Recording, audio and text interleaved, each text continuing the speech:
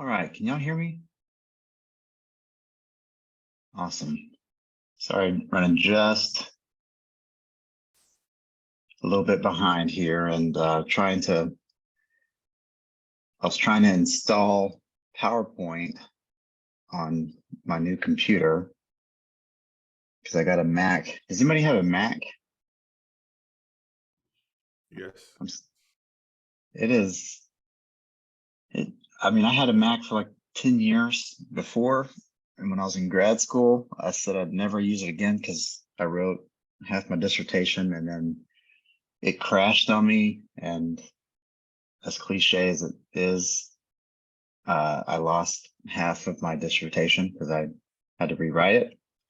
Yep. So by the way, if you ever are writing something really lengthy, don't ever just trust one computer or storage system.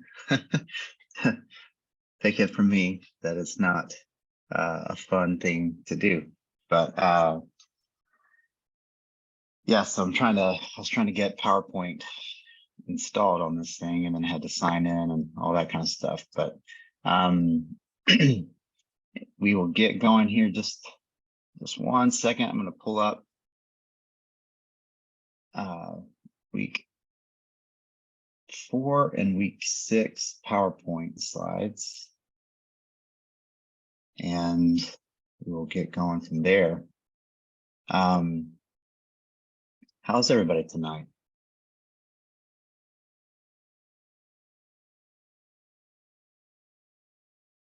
I think I can hear your head shaking. Good. Let me see if I can do a split view with this. Yeah, there we go.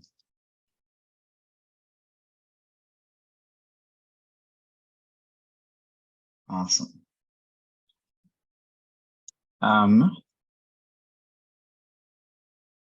Let's take a look at that. Can y'all see that screen? Perfect. All righty.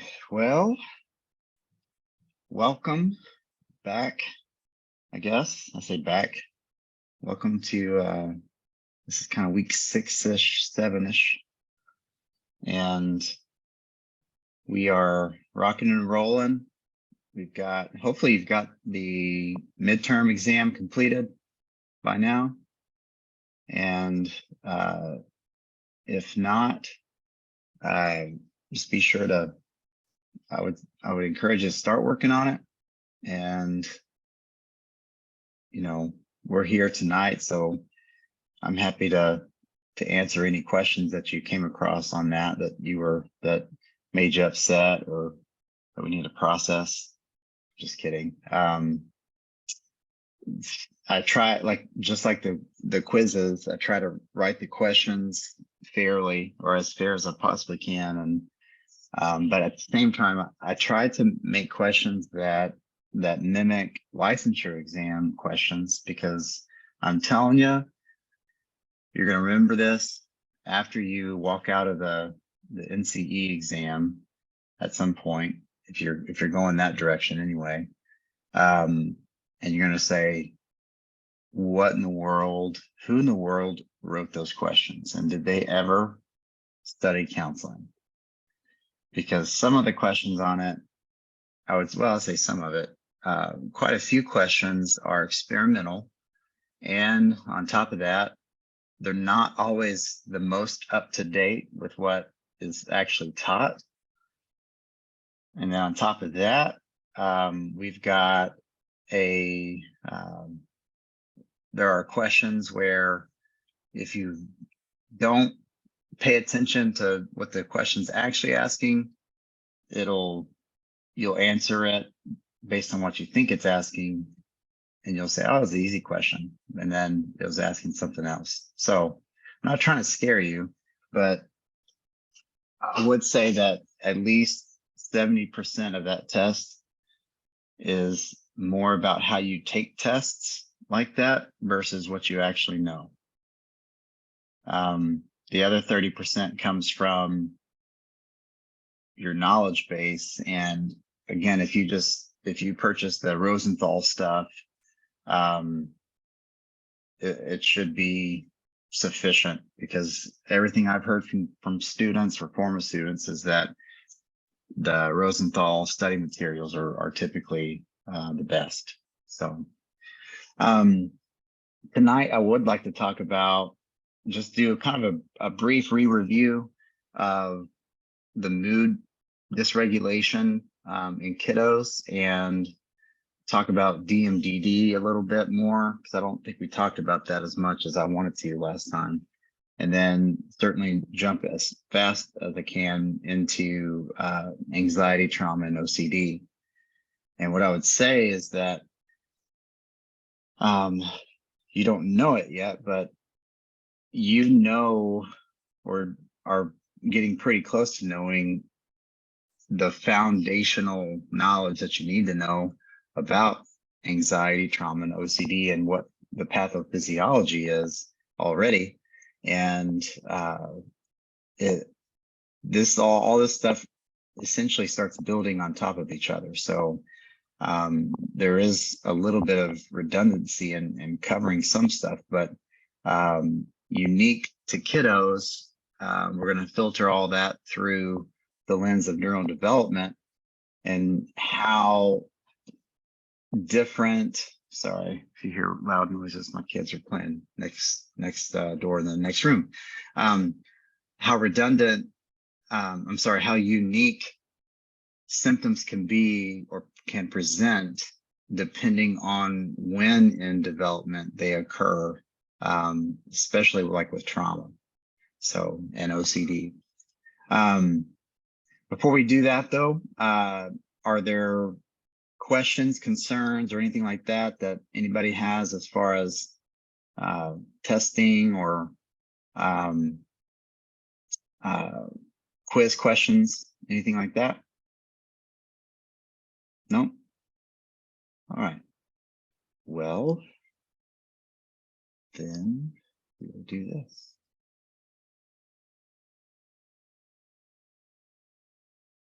Everybody see that PowerPoint? Wonderful. It's a pretty slide, by the way. I didn't make that slide, but it's a pretty slide.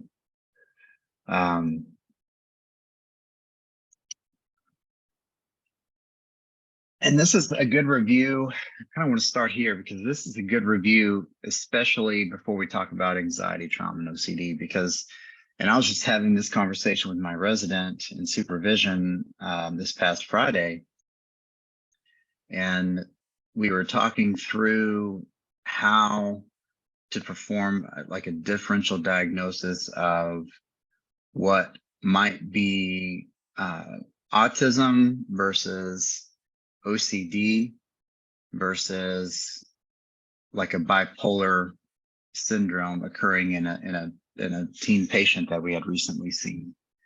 And one of the things that she and I were talking about was the fact that we've got a brain, and actually let me do this. I'm going to pull up the same visual that I had with that I used with her. So let me do that real quick. It'll give me 1 second, because I think it'd be the best way to visually show you what all this is kind of getting into. Just a second.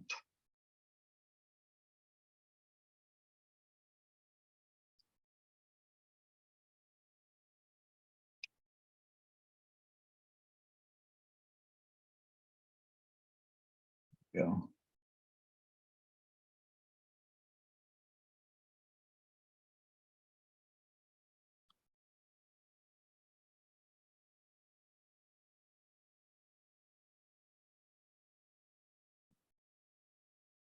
Cool. Can y'all see that? By the way, this was drawn by yours truly. I drew that whole thing by hand, by the way. That's pretty good, right? All right. I mean, you'll kind of have to say that, because your grade kind of depends on it. But I'm just kidding. But I use this to talk with her about what's going on neurobiologically when we are talking about the symptoms of those three conditions, and particularly as it relates to the starting and the stopping of our emotions, including anxiety and depression. Okay.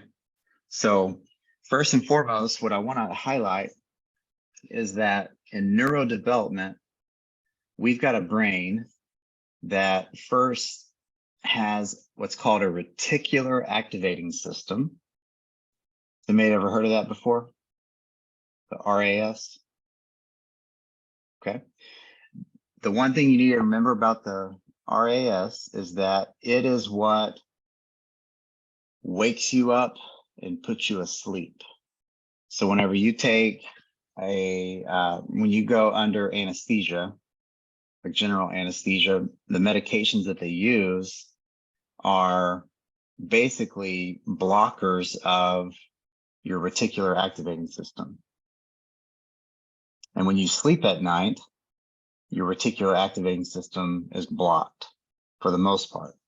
But it begins, you don't have to remember this, but it begins in the ventral tegmentum, which is where dopamine, norepinephrine kind of begin. And that's kind of right here, right in the middle of the brain stem. And that system, you can think about it like this. It's basically like, let's put it this way. Dopamine, norepinephrine are like coffee, right? They're stimulants. They are excitatory for the most part. We're going to oversimplify it, but they are what wake your brain up. So in the morning, when you wake up, your reticular activating system is inhibited, and it slowly, from the brain stem up, begins to wake up the rest of the brain. And we know that based on looking at like EEGs and seeing the difference in beta wave and high gamma and the frequency increase that occurs. And it's a natural, normal fluctuation. So in the morning, it's low. And then as we approach, midday, it's high, and then it goes back down to go to sleep. For kiddos, this system and this wiring, all these little connections through there are still being formed and being built and pruned.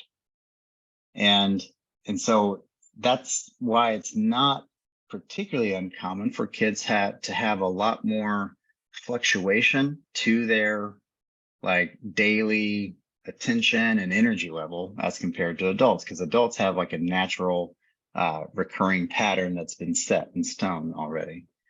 But the first stop along the way for the reticular activating system is in the midbrain, and right here in the middle of the brain. Does anybody remember what that lobe is? It's not an official lobe, but it rhymes with limbic. Limbic. You remember that? There you go. So the limbic lobe, which includes the amygdala and the hippocampus, correct? And the amygdala is our fear response, or the fight or flight like initiator. It's not the fight or flight system, that's the HPA axis, but it's the fight or flight initiator. And it goes right through that system, because if your amygdala, by the way, isn't turned on, neither is the rest of your brain. So like you've got to have your brain, you've got to have an amygdala in order for your brain to be alert and vigilant in a healthy way. Because if you don't have any fear, your brain is just, it's not directing its attention toward anything. Does that make sense? And it's not just fear, it's also reward. So like, as we go with the reticular activating system through the frontal lobe, now we're talking about it being more on the reward side. So this is the intentional seeking of like rewarding activities and the sustaining of our directed attention toward activities that will be reinforcing. I promise all this is going to make sense in a second, because what's important to remember is that before we get to that prefrontal lobe, which I just mentioned, we've got a basal ganglia that's also right next to the limbic lobe. And the basal ganglia is the part of the brain that deals with how it deals with fine-tuning the starting and the stopping of an activity, but not just the behavior. So like if we had tics, for example, motor tics, that is a disorder of the basal ganglia, because the basal ganglia is supposed to recognize, hey, we're doing this repetitively. Let's put the brakes on that. And it does it unconsciously, by the way. This is the unconscious process. Or the basal ganglia is supposed to also fine-tune the starting of tasks, like taking initiative, the ability to start homework and redirect oneself, stop, being distracted by this and come back and focus on that. That's what the basal ganglia does. Most people know the basal ganglia from Parkinson's disease, where it causes tremor because the dopamine is beginning to decline in that part of the brain. But in neurodevelopment, still being wired. And what you need to know about the basal ganglia and how it relates to all of this stuff, including mood regulation, is that it is a subcomponent of the frontal lobe, or it works hand in hand with the frontal lobe to course correct, redirect our thoughts, our feelings, and emotions. Our thoughts, emotions, and behaviors back toward a homeostasis, back toward balance. It's what allows us to be in control of our thoughts. It's what allows us to be in control of our feelings and what we're doing in our behaviors. The frontal lobe's job actually is to be aware and to monitor it, and then the basal ganglia is what actually corrects it. Does that make sense so far? Okay, so normal neurodevelopment requires that, or not requires, normal neurodevelopment includes the fact that that system working alongside the prefrontal lobe and the orbital prefrontal lobe, which just means right behind the eyeballs, like right here, that system is still being formed, which means that two things. Self-awareness is something that gradually increases from birth to age 25.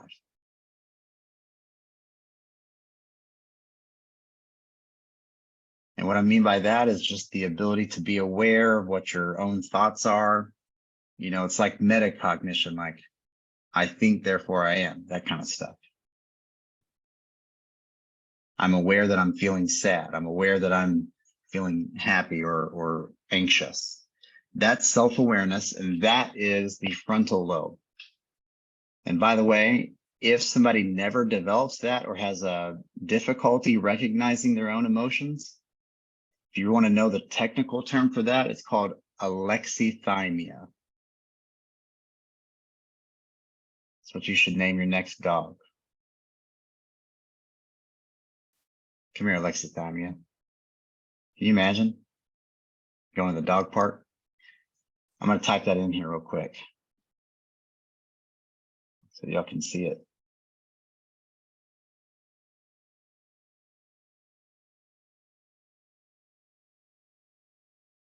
And when you get a chance, I really want y'all, not really want y'all, just, in all your free time, just look that word up and read about it.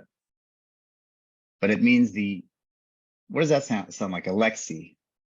Sounds like dyslexia, right? Yep. The A part means the inability. Like anytime you see Lexi or and like an or a, that means the inability or without. And then Lexi means to read. Oh, I'm so sorry. Sorry, Alexa. Play U2. I hope that worked, Canon.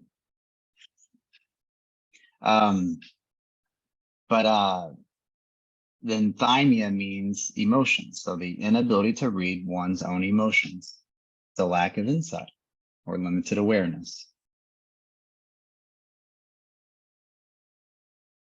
And the younger we are, the more alexithymic we are.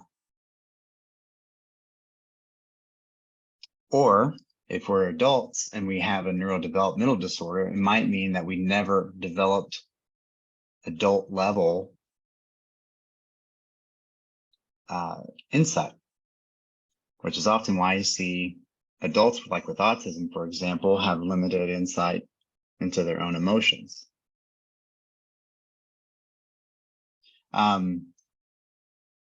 With that being said, let me get my drawing back up here.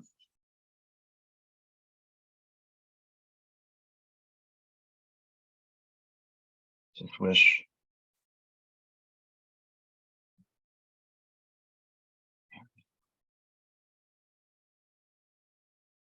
All right, so neurodevelopment requires that this is all being built, and particularly the basal ganglia and the prefrontal lobe has connections where it also inhibits like impulses and compulsive behaviors.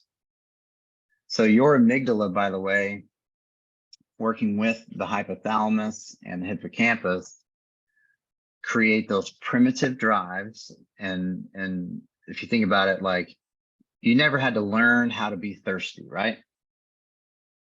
Like nobody had to teach you like, okay, well, this is what you got to do to be thirsty.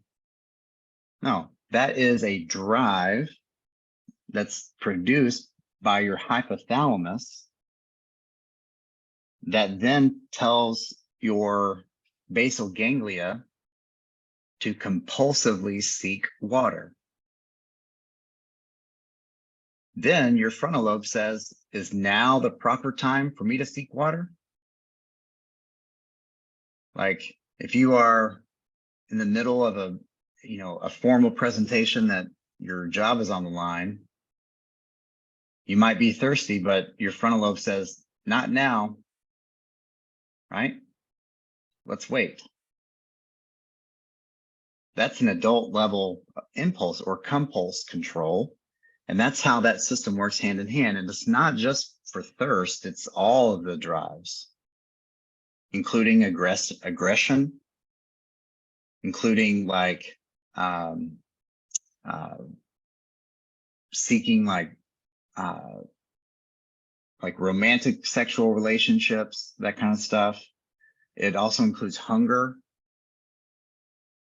And so one of the things that you're going to see, especially as we talk through like OCD in kiddos, is often a pattern of hoarding food. And even with trauma, by the way, you're going to see that as well. And when you think of hoarding, I want you to always remember OCD, because OCD is hoarding. Hoarding is OCD.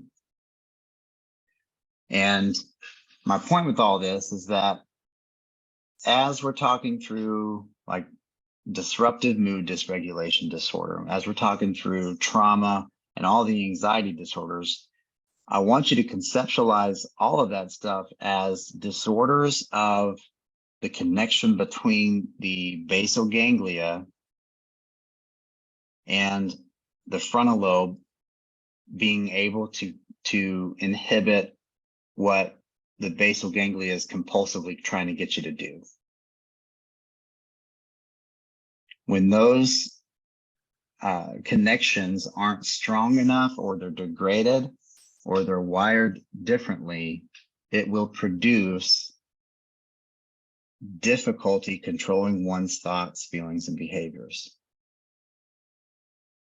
Now, another important piece here to remember is that as it relates particularly to trauma, going back to the amygdala now, we've got not just trauma, trauma and anxiety for that matter, which also includes OCD. We've got a brain that naturally and normally is going to err on the side of being anxious, because anxiety is having a little more anxiety is more likely to keep you alive than having a little less anxiety. Now, I will ask some questions here in a minute about the difference between stress and anxiety, but I show you all this because this whole system, the reticular activating system that goes through all of this, it's important to remember it's essentially the dopamine norepinephrine system. And when we have differences in that system that either goes through the limbic lobe, or the one that goes through primarily the frontal lobe, or the one that primarily goes through like the neurohormone track, that's when we will see differences in things like self-awareness, the brake pedal, versus like compulsive behaviors and emotional regulation problems, versus like sleep, wake, hunger, thirst, sex drive problems. Is anybody familiar with, have we talked about antipsychotics yet? The medications? All right, so you're going to see, as surprising as it might sound, you're going to see kiddos, a lot of kiddos out there on antipsychotics. You're going to say, what in the world is quetiapine? And you're going to Google it, and you'll be like, whoa, this 13-year-old's on an antipsychotic? Why? They don't have psychosis. They just have some mood regulation problems. Well, guess what? All of the antipsychotics really fundamentally are, or at least the newer ones, are much better at mood regulation than they are at preventing psychosis. And you'll often see kiddos who have mood regulation problems prescribed things like Abilify, aripiprazole is the generic for that, which blocks the dopamine pathway and some serotonin receptors in the emotional limbic lobe, which then kind of flattens emotions. Doesn't prevent them, it just flattens them. It puts a governor on it. Now, the problem with all antipsychotics is that when you take one, they don't just go here. They don't just go to the limbic lobe. They also go to the prefrontal lobe. They also go to the neuroendocrine dopamine pathway, including your gut, including your heart and your toenails. It goes everywhere, which is why we get all the side effects. And when you read about all the antipsychotics, you're going to read some pretty scary stuff, because legitimately, even the newer generation antipsychotics or mood stabilizers are pretty well known to cause possibly some severe motor Parkinson's-like symptoms, some pretty significant, like repetitive, almost like Tourette's-like syndromes with what's called dyskinesia. Or if they stop it after they've taken it for a long time, they might develop what's called tardive dyskinesia. That's, by the way, tardive dyskinesia, if you don't remember anything about this today, except for just that word, remember that, because that's probably going to show up on any licensure exams down the road. Tardive dyskinesia is it's the late onset, repetitive motor tics, motor like choreic kind of like motor movements that occur whenever somebody's taken an antipsychotic for a long time and then they stop. And they usually show up maybe like 3 weeks after they stop. Okay. So one of the things that you always need to ask about, by the way, if you get a kiddo that you're working with that starts having those symptoms, is about their medication history. You need to know about their medication history to see if there's any link between them taking any new medications or stopping any medications. And by the way, it's not just the antipsychotics that can cause tardive. There's several of them out there that can. Yes, ma'am. Will that go away eventually, the tardive dyskinesia?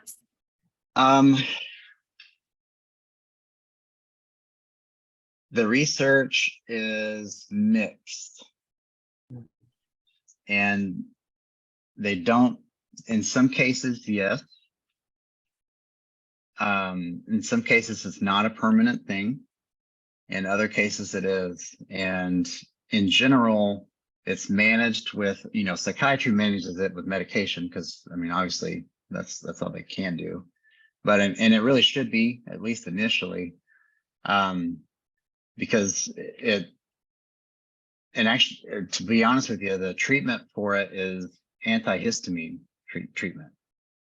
Like any antihistamine, the ones that they will use is like Cogent and stuff like that. But and in my experience, it will go away as long as it doesn't become a habit. And this is where we're going to kind of blur the lines between psychology and biology here, where every tic that might begin as a biologically driven phenomenon might turn into a psychological phenomenon that's reinforced, such that you might not have the biological drive to have a tic, but you might still have the psychological drive to have a tic. And that's kind of the general difference between a habit, right, and a compulsion. But and so the research is mixed on that. I wish I had better numbers for you on that, but it kind of goes both ways. I do believe kiddos tend to have a better prognosis though. And it makes sense because that system's still being wired. And as compared to adults that, it might not ever go away. In fact, it might get worse. All right, so let's jump in real quick back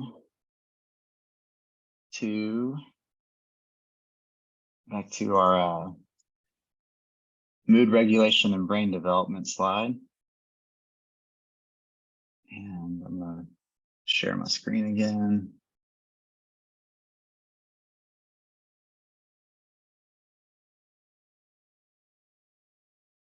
There you go. So now that we talked about all of that, this stuff is going to make it a little bit easier to understand. Because as we're talking about what mood regulation is, like we talked about last time, there's a natural rhythm back and forth to our mood.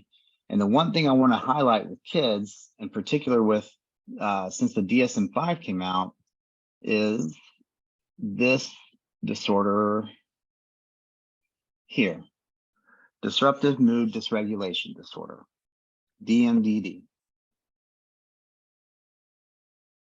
Long story short, what in the world is that long term? And the answer to that is, it is a combination of a biologically driven depression in a kiddo combined with oppositional defiance. And when you combine those two things together, you get a pattern of chronic irritability, 0 to 100 explosive, like temper tantrums, and not just temper tantrums. And I don't even like that word, because what in the world does that mean? What's a temper tantrum? Like, it's explosive anger episodes that are sometimes used instrumentally to get their way, and other times not used, or they're not used, they just happen as a result of their frontal lobe not being able to, or their frontal lobe slash basal ganglia not being able to control the stopping of their emotions. But APA came out with DMDD because they recognized that too many kiddos that previously were diagnosed with pediatric bipolar disorder who didn't go on to have actual bipolar disorder, and that they diagnosed them with pediatric bipolar primarily because of the symptoms that of their, they would be happy, and then all of a sudden they would say, let me have some ice cream, and you say no, and then they just fall apart and go 0 to 1,000, angry and sad and catastrophic, and then oppositional and all that kind of stuff. And that's what psychiatry used to call bipolar in pediatrics. And that's not bipolar as what we talked about last time, right? You see the difference there?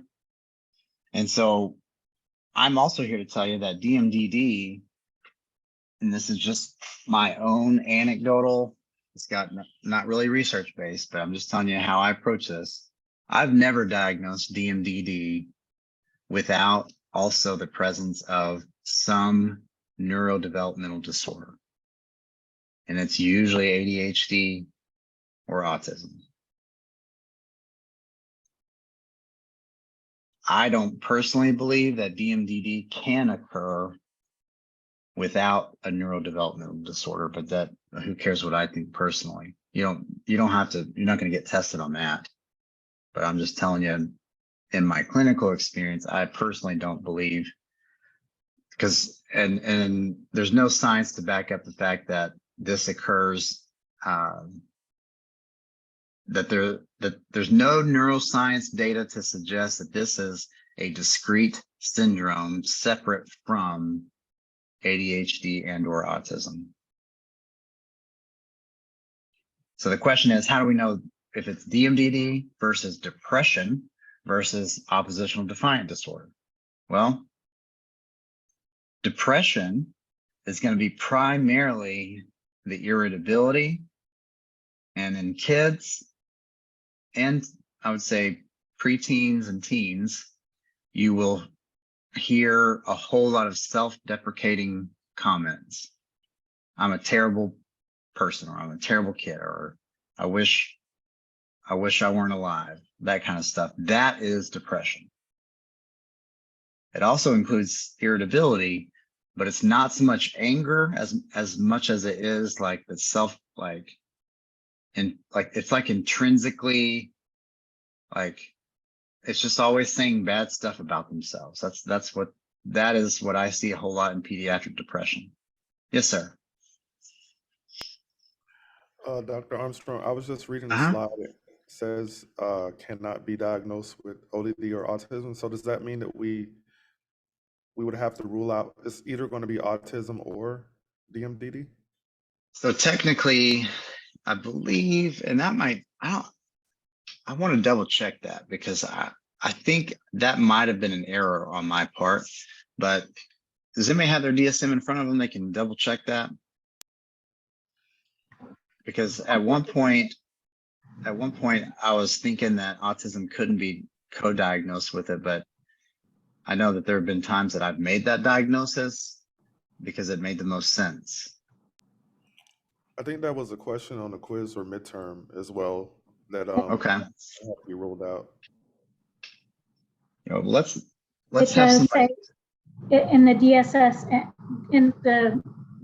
DSM-5 TR on page 178, it has it in the note that it cannot coexist with ODD or intermittent explosive disorder or bipolar disorder. But not autism. So like It can, doesn't say autism specifically. yep, exactly. I knew that. I knew that was the error there. So the answer to that is you absolutely can diagnose autism and DMDD together. And that makes sense because those really are different things. Although autism might be the primary reason why we develop DMDD. Okay. Thank you.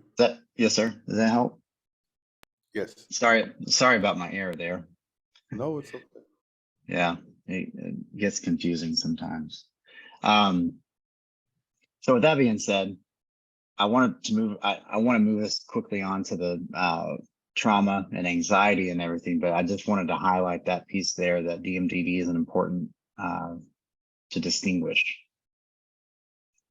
I get a lot of parents that will come in and they'll start talking about their kiddos, and I'm telling you, they don't even know what this is, but they will tell you almost word for word the symptoms right out of the DMDD category. And it's been so helpful to have my DSM-5 nearby and to say, I'm going to pause you right there just 1 second, because I'm going to open up this, this book here, and I want you to look at our diagnostic manual, because I think it's going to be pretty affirming for what you're describing. And you'll put them on the page there, they'll look at it. And I've had parents just start crying, be like, this is it exactly. This is exactly what's going on. And it's just really affirming to them to realize that what they're going through has a legitimate conceptualization and can be pinpointed so that we can identify how to move forward from there. So always keep your DSM-5 PR, I guess, nearby. All right, let me open up my other PowerPoint slide and share it with y'all. Here's the fun thing is that I know it seems like that's all we've talked about so far, but you got to understand that all this stuff already. You just haven't really applied it yet to how it relates to anxiety. Now, what I was saying a while ago is that we've got this underlying drive of anxiety that is normal, right? And we talk about anxiety, and let's briefly distinguish between anxiety and stress. Stress, in my opinion, and well, not just my opinion, stress as technically defined is a physiological process. It's a response that occurs in your body, a self-regulating response to external either threats or challenges or even like internal, like psychological threats and challenges. It's the physiological response. You know what's the part of the nervous system that drives the stress response? What's that called? It's housed under the autonomic nervous system. There's two different competing pathways. Parasympathetic or Uh-huh. sympathetic? Versus sympathetic. Yep. And as ironic as it is, because sympathetic sounds like sympathy and like calm, right? It's the opposite. Sympathetic nervous system is what activates you. It is when we say we had a stress response, that's the sympathetic drive. And by the way, we always have a parasympathetic and sympathetic tug of war occurring in each of us all throughout the day. In neurology, they call it tone, like muscle tone. Think about it that way. Like if your muscles are toned, the more tone you have, in your sympathetic drive, the more the more fight or flight stress response is happening. So we've got this push and pull naturally occurring, and which, by the way, is learning. It's like a thermostat system. So like that tug of war is really happening in kiddos because it's trying to figure out, well, what's the balance? And it doesn't really figure that balance out until early adulthood. And there's some periods of time, the 2 to 5, the teen years, during those times, it gets really hypersensitive, trying to find a balance between the sympathetic and parasympathetic drive, which is why a lot of 2-year-olds have a hard time sleeping through the night, or 3-year-olds, right? Same thing with teens. That's why they're on average moodier and more reactive.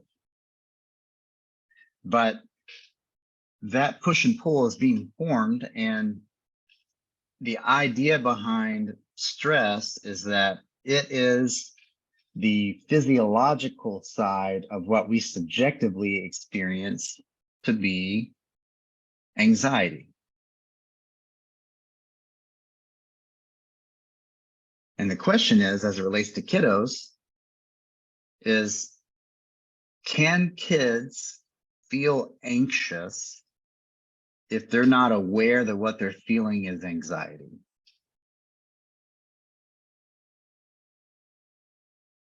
That's a hard question. Yes. Absolutely. That's great. I mean, Yeah, yeah. Kids feel all kinds of things. They can't explain what it is. Exactly. So in other words, what that points out is the fact that we don't have to have like conscious awareness or self-awareness or insight, that we don't have to have that frontal lobe working like it, like an adult level to actually experience anxiety.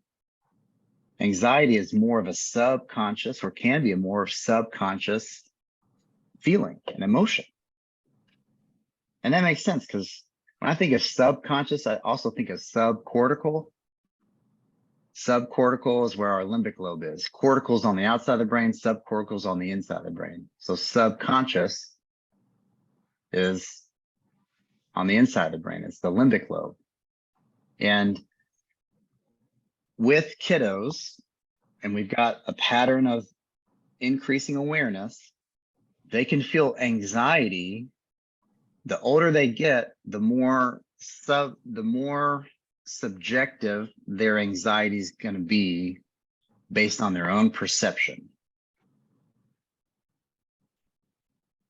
That's where, in other words, the younger they get, in general, anxiety kind of looks the same, because it's an unconscious drive. Where the younger a kid is, whenever they're anxious, they're going to have trouble sleeping, right? It's going to interfere with their ability to sleep. They're going to do a whole lot of asking parents about what's happening. Like, what are we doing again? When are we doing that? They're going to repetitively ask those kinds of questions. They're going to be unable to complete like age appropriate things, like being alone, like going to the bathroom by themselves, or being in a room by themselves, things like that. And let's talk about that real quick, because this is how it overlaps with OCD. Anxiety in general often begins with fear, right? There's a subjective sense of fear. And I don't know if you have ever had anxiety. I'm sure all of us have had anxiety. But if you think about it, when you are fearful, kind of using a little bit of CBT here, you actually have a thought first that occurs. And that thought is what then drives the subjective emotion of fear. You start feeling afraid after you have that thought. It's like you lay down a bit, so this is what always happens to me, by the way. I lay down and go to sleep at night. I'm almost asleep. And all of a sudden, just a random thought just pops up. It's like, was I supposed to teach tonight? And I'm like, and it darts me up wide awake, eyes pop open, like 1 a.m., right?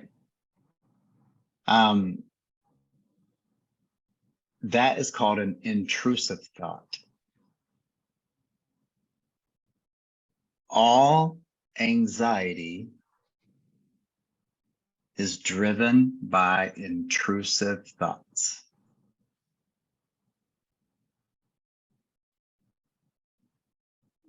Now, when you hear the word intrusive thought and moving forward from here on out, I want you to associate that word with OCD,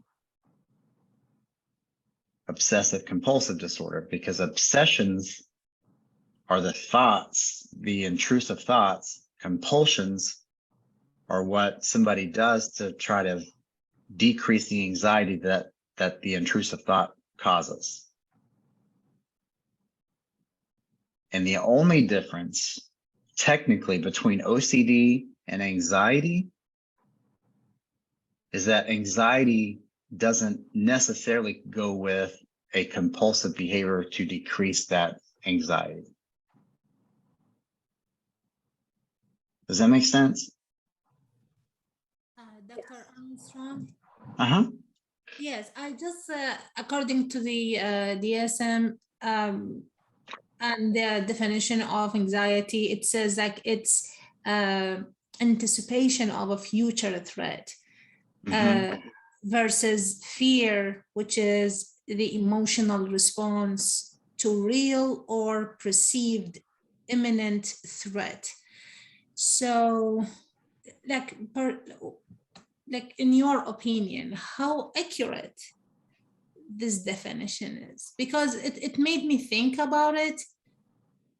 And Sure.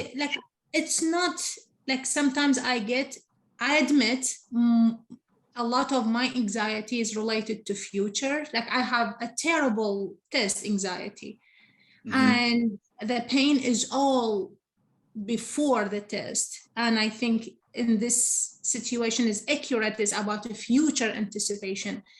But I think sometimes, as you said, it's an idea, intrusive thought comes to my mind and causes anxiety without any relationship with the time, like if it's past, present, or future. So what do you think? Right.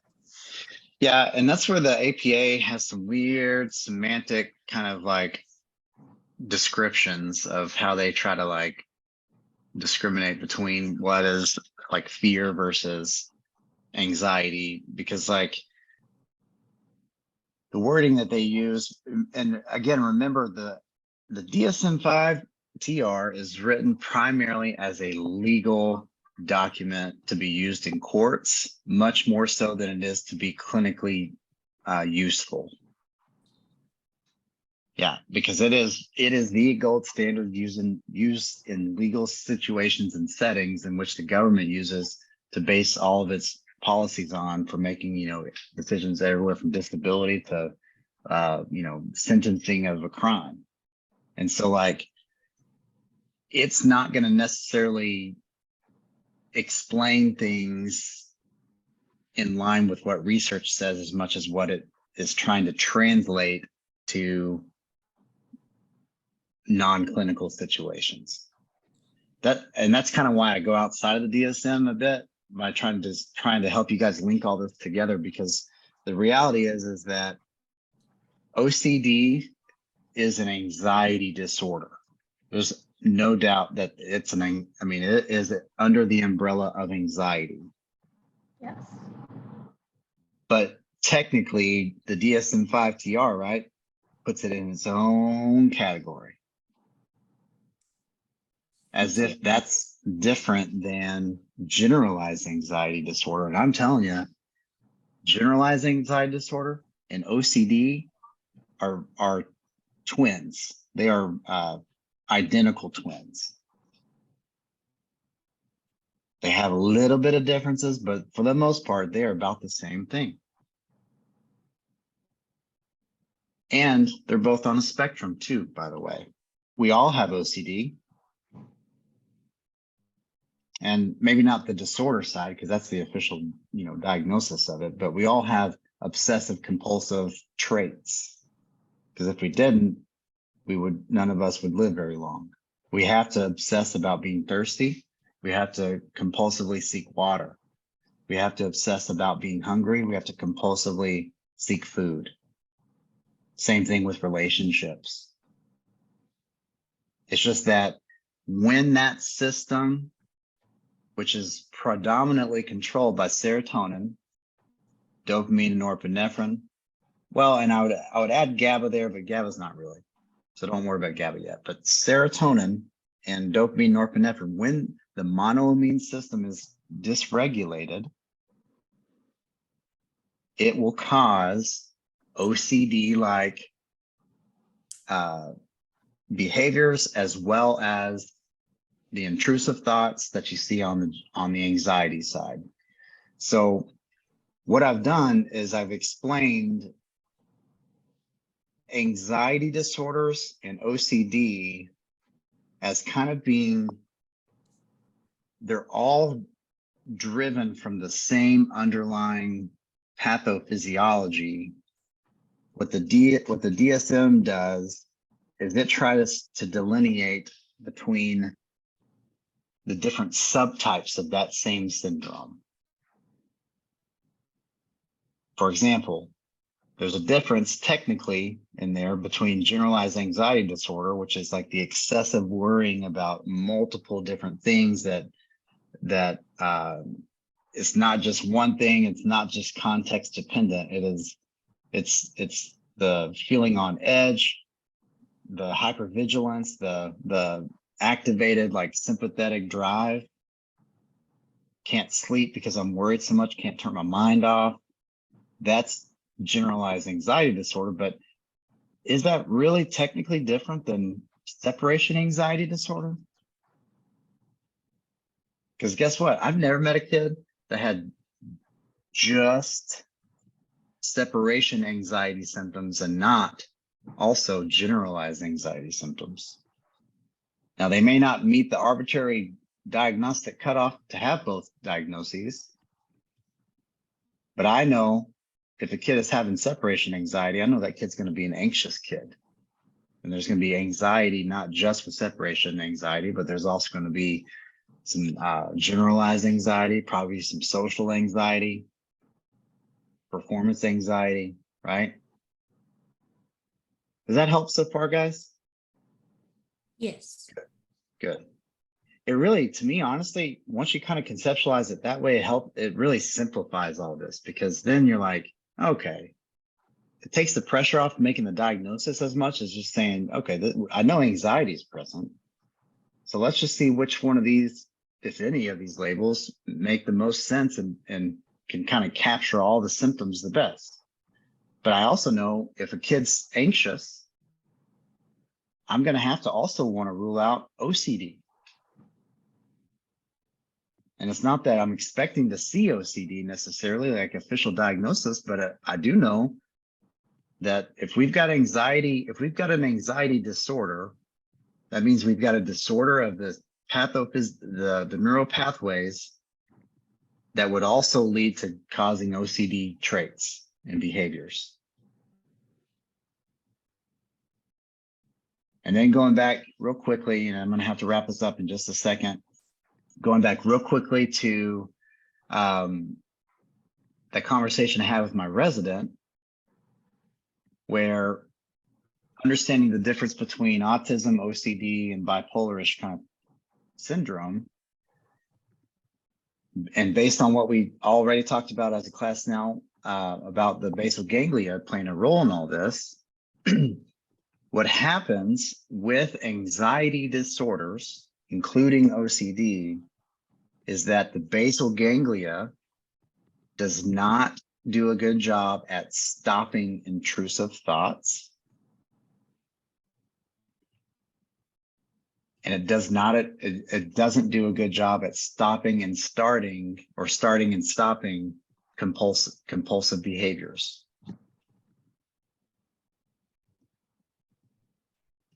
And because it is a part of that whole neurodevelopmental pathway, guess what? A lot of kiddos with autism have anxiety disorders and OCD. Not all were going to meet that diagnostic criteria, but because of the neuropathophysiciology of autism and ADHD for that matter, you're going to see a whole lot of anxiety and OCD because it's the same parts of the brain that we're talking about. You all remember with autism, fixated interest being a symptom? Yep. Do you remember with ADHD, the hyperfocusing? Guess what? That's the basal ganglia. Those are anxiety driven. With people with ADHD or anxious, guess what they do? They will often stop doing what they're supposed to do, and they will do something and hyper focus on something that's not a priority. With autism, it's not really anxiety driven as much as it is the inability to mentally flex or be redirected either by somebody else or their own frontal lobe.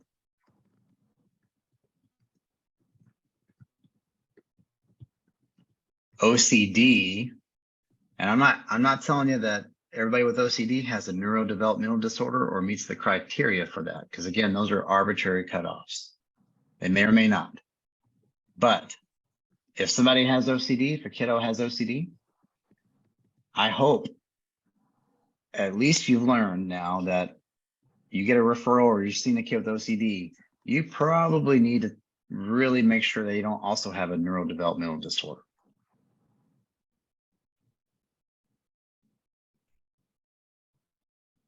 All right, I'm going to pause this there tonight because we've got next week, we got 3 more classes. And trauma is that's a whole class. Now, good news is, for the most part, you know about 60–70% of what you need to know about trauma and why it's caused from a neuropathophysiciology standpoint. Because guess what? It's the same parts of the brain that we're talking about. It's just that it has a different little pathway that we're also going to talk about, which is what causes some of the other symptoms. We're going to get more into the stress response. Sorry, I think your Zoom calendar says we're not having class next week. Are we going to change that? Are we supposed to take a break next week? Is that really? It says we're having it on the 6th and the 13th, and then the Wednesday one where you just talk about Q&A. Okay. That's at least the adult geriatric one. I assume it's the blended one too. Yeah, that's the way it is on the adolescent calendar.